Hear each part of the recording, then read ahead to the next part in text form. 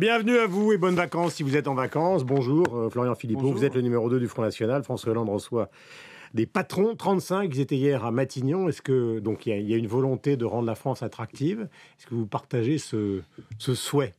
Je crois que tout le monde partage ce souhait de rendre la France plus attractive. C'est vrai qu'en plus, les investissements étrangers ont chuté lourdement l'an dernier, moins 77%, c'est absolument colossal. Mais je pense que ça sera surtout un grand exercice de blabla. Voilà, une grande réunion, comme on sait en faire en France, d'ailleurs. Ouais, l'image de marque, le symbolique, c'est important. Oui, sous la droite que sous la gauche, mais les vrais fondamentaux ne sont pas là. C'est-à-dire que qui va s'intéresser à la situation de la compétitivité française? Parce que si la France n'est pas attractive, c'est qu'elle n'est pas compétitive. Or, le principal frein aujourd'hui à la compétitivité française, c'est l'euro cher.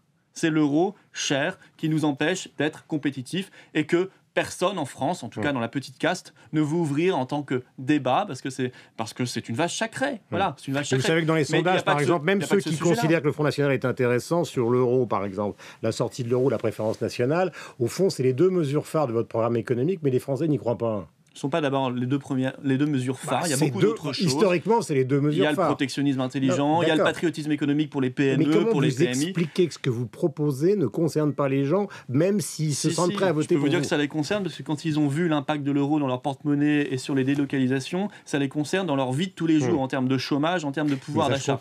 Et ça progresse. Le nombre de Français qui veulent mettre fin à l'euro progresse mois après mois, mais parce qu'il n'y a pas suffisamment de débat en France. C'est comme sur la Constitution européenne. Tant qu'il n'y avait pas de débat, le oui était à 65%, il survolait dans les sondages. Dès qu'il y a eu un débat, eh bien, le non l'a emporté, et ça a fini avec un non à 55%. Mais pour rendre la France plus attractive, vous savez, il faut 92, c'était le oui. Enfin, il y a eu des changements. 2005. Oui, donc, vous me parlez de 2005. Oui. Moi, je dis, en 92, ça a été oui. Une fois, ils ont dit oui. Une fois, ils ont dit non. Ensuite, les gens ont vu le résultat. C'est-à-dire, le dernier résultat est quand même, le dernier référendum a plus de valeur que le précédent 13 ans avant. Mais c'est vrai que pour rendre la France plus attractive aussi, il faut faire en sorte que nous ayons des dirigeants qui soient de vrais dirigeants, pas de petits valets. Pas des valets de Bruxelles, pas des valets de Berlin, pas des valets de Washington. Parce qu'il est évident qu'on ne définit pas un cap et une stratégie pour un pays quand on n'a pas les manettes. Or, les dirigeants actuels, comme les précédents, comme Nicolas Sarkozy, n'ont plus les manettes parce qu'ils ont décidé de transférer la souveraineté et la liberté du peuple français à des gens non élus et à des puissances étrangères.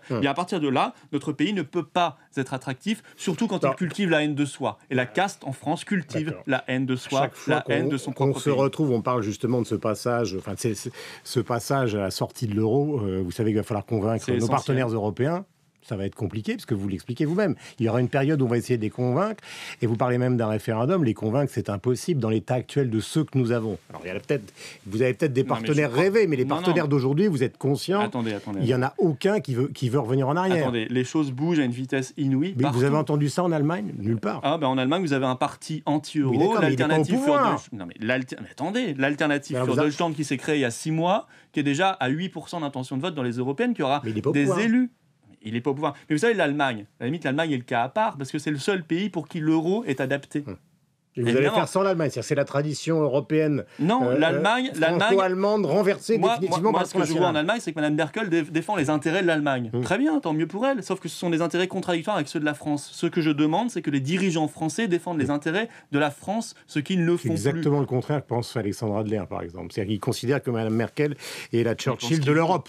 Non, mais vous n'avez pas forcément raison, on est en train de discuter. Non, mais oui, très bien. C'est pas le plus mauvais connaisseur de la politique étrangère. Mais Alexandre Adler, il a qu'à faire de la politique, il défendra ses idées. Mais moi, je vous dis, comme très bien, ça alimente le débat.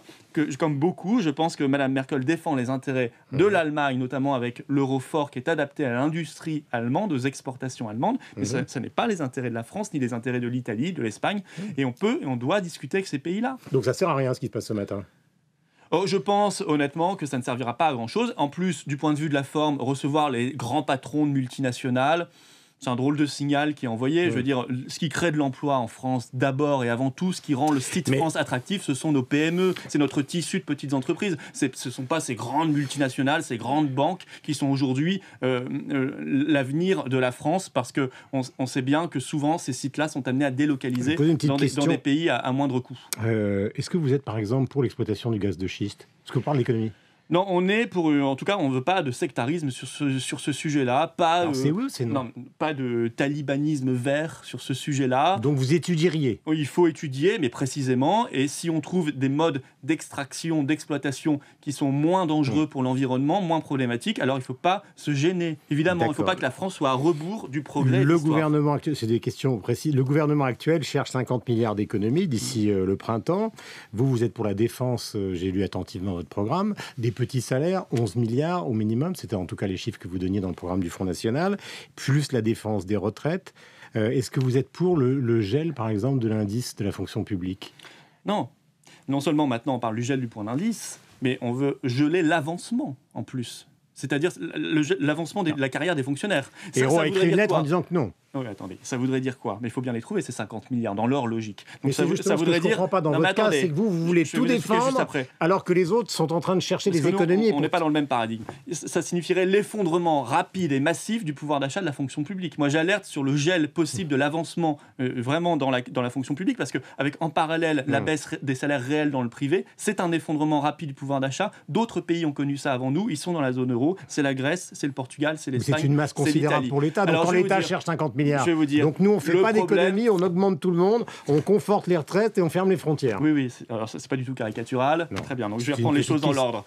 Le problème aujourd'hui, c'est qu'on gère la pénurie. Évidemment, on est à 0% de croissance. Ah si, on a fait 0,3 en 2013, on nous demande d'applaudir, mais c'est absolument nul. C'est la croissance la plus mauvaise du monde et c'est celle de la zone euro. Il faut changer de paradigme, passer d'une gestion de la pénurie à une relance de la croissance, de la création de valeur en France, parce que sinon on s'en sortira pas. Ça va toujours fuir de toutes parts et on essaiera avec un petit marteau, le marteau fiscal souvent, on augmente les impôts, on baisse les prestations sociales, on augmente la TVA, la CSG qui va augmenter pour les salariés et pour les retraités, c'est écrit dans le rapport Gallois, et on ne s'en sort pas et on effondre les salaires, on effondre le modèle social et en réalité on effondre l'économie et on fait augmenter la dette. Ça c'est leur mauvaise logique, c'est la logique UMPS sous impulsion européenne. Nous disons recréons de la croissance et donc changeons de modèle économique. À partir de là, c'est quand on crée de la croissance par le protectionnisme intelligent face à la concurrence déloyale, par une monnaie nationale plus adaptée, qu'on pourra, si vous voulez, relancer la machine. France est là, puisqu'on parle de compétitivité française. Et là, à partir de là, on pourra sauver le modèle social. Comment fait-elle la Banque de France pour s'affranchir des traités européens? Excusez-moi, je voudrais quand même rappeler une chose très simple qu'on oublie en France. 95% des pays du monde ont une monnaie nationale. C'est nous qui sommes dans l'anomalie aujourd'hui. L'anomalie, c'est la zone euro. Vous faites quoi alors? Donc vous arrivez au pouvoir, vous faites un référendum, la Banque de France fait un bras d'honneur aux traités qui ont été signés depuis des années. On est obligé de faire un bras d'honneur au traité. Un traité, vous savez, ça se dénonce. Un traité, ça se renégocie ou ça se dénonce. C'est même le général de Gaulle qui disait les traités sont faits pour être dénoncés. Vous voyez, donc à partir de là, on peut agir quand même. On n'est pas un pays totalement prisonnier. On est encore en démocratie où le peuple français n'a plus qu'un seul chemin borné avec des barbelés autour. Non, il a le droit de dire nous, on veut changer de chemin parce que ça ne marche pas. Si encore ça marchait, je me dirais on s'est trompé, je ferais amende honorable, mais ça ne marche pas. La zone euro, c'est la zone qui fait le moins de croissance dans le monde depuis 10 ans et qui a le plus de chômage et d'inégalité. Alors on dit, voilà, une monnaie nationale comme 95% des pays du monde est plus adaptée que cet euro qui nous tire vers le bas. Et si on ne fait pas cela, eh bien l'euro nous explosera au visage et là on ne sera pas prêt et là ce sera un drame plus important. Sincèrement, Florian Philippot, que les 35 patrons qui voient François Hollande ce matin peuvent regarder le programme du Front National avec un intérêt en termes d'investissement pour eux? On ferme les frontières, on modifie les traités internationaux. Et ces 35 patrons, je termine parce que je vous ai laissé parler tranquillement, ces 35 patrons, ils se plaignent déjà de l'instabilité sociale, de l'instabilité fiscale en France. Et alors, vous leur annoncez la sortie de l'euro, c'est la panique. Non, mais il y a des très grands patrons là-dedans, américains ou autres, qui n'auront aucun intérêt à notre programme économique. Mais alors vous en faites quoi de ces entreprises? Non, mais ne pensez pas que ces dirigeants de multinationales sont là pour défendre les intérêts des Français. Ils sont là pour défendre leur cash flow, pour défendre leur chiffre d'affaires, pour défendre leur marge à eux, grandes multinationales. D'accord, je veux bien que vous conseillez, je veux bien que entendre ce point de vue, mais c'est eux qui fabriquent les emplois. Non, c'est pas l'État. Aujourd'hui, c'est pas eux qui fabriquent les emplois, ce sont les petites entreprises. Oui, les grandes et les petites. Il y a sûrement de grandes entreprises qui sont dans une démarche plus vertueuse, notamment parce que ce sont de grandes entreprises françaises. Est-ce qu'il y a un grand patron du CAC 40 qui est au Front National, qui a encore un site de production en France? Et je pense que ces entreprises-là aussi préfèrent avoir un marché où il y a moins de chômage, où il y a moins d'inégalités, parce que c'est un marché plus intéressant. Donc vous voyez que c'est gagnant-gagnant. Notre politique, elle vise à redonner de l'emploi, à recréer de l'industrialisation et de l'industrie en France. Et non, nous n'avons pas de grand patron du CAC 40 au Front National. C'est plutôt bon signe. Nous n'avons pas non plus les faveurs du MEDEF. C'est plutôt bon signe parce que quand on voit... Mais vous allez vous affranchir du patronat alors. Non, ça c'est le grand patronat. Quand on voit ce qu'a fait le MEDEF contre l'économie française depuis des années, simplement dans l'intérêt de quelques grands actionnaires, on se dit qu'on est très heureux de ne pas être de leur côté. On laisse ça à l'UMP au Parti socialiste. La mondialisation aujourd'hui, c'est un peu la renaissance d'il y a maintenant des siècles. Il y a quand même des progrès techniques. Non, mais je suis pas sûr que ça laissera la même trace dans les livres d'histoire. Non, peut-être pas la même trace culturelle, mais en tout cas, la révolution économique, technologique, tout ça joue un rôle. Non, mais tout ça joue un rôle. Le progrès technique, c'est une chose et c'est très bien. Ce matin, par exemple, dans Libération, il y a Patrick Artus, qui est un grand économiste, qui considère que justement, je reprends votre réquisitoire, il considère que les salariés français entre 30 et 50 ans dans les classements de l'OCDE sont très mal formés. Il met ça bien avant la fiscalité comme l'un des exemples de la non-attractivité de la France. Je crois qu'il ne faut pas confondre. Internet, c'est très bien, les voyages, c'est très bien, et tout cela, c'est formidable. Mais ça ne doit pas être confondu avec un système. La mondialisation, c'est aussi une idéologie, ou le mondialisme. Une idéologie où on veut un consommateur indifférencié, un monde sans aucune frontière, un monde sans démocratie, parce qu'au final, dans ce monde-là où ce sont les technocrates qui décident, sous impulsion des actionnaires et des lobbies, il n'y a plus de démocratie. Il y a une vraie différence entre la mondialisation... Elle n'est pas heureuse, cette mondialisation, pour les Français. C'est un autre sujet. Non, mais elle n'est pas heureuse pour les Français. Donc il faut la réguler. C'est une tradition de l'Europe. Magellan, Vasco de Gama, Christophe Colomb et maintenant Total et les autres. Mais ne confondez pas Laurence Parisot et Pierre Gattaz avec Christophe Colomb et Vasco de Gama. Mais c'est le même principe. Ils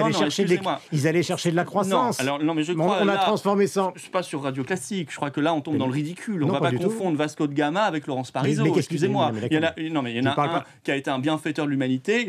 L'autre, je ne veux pas juger son action, mais je veux dire, elle ne défend pas les intérêts de l'humanité et du peuple français. On peut se mettre d'accord ensemble pour considérer qu'ils allaient chercher quoi ? De la prospérité économique pour leur époque. Il y avait un découvreur et l'autre qui va chercher les intérêts des grands actionnaires. Mais le motif de tous ces explorateurs, c'était l'argent. Pourquoi ça ne continuerait pas aujourd'hui ?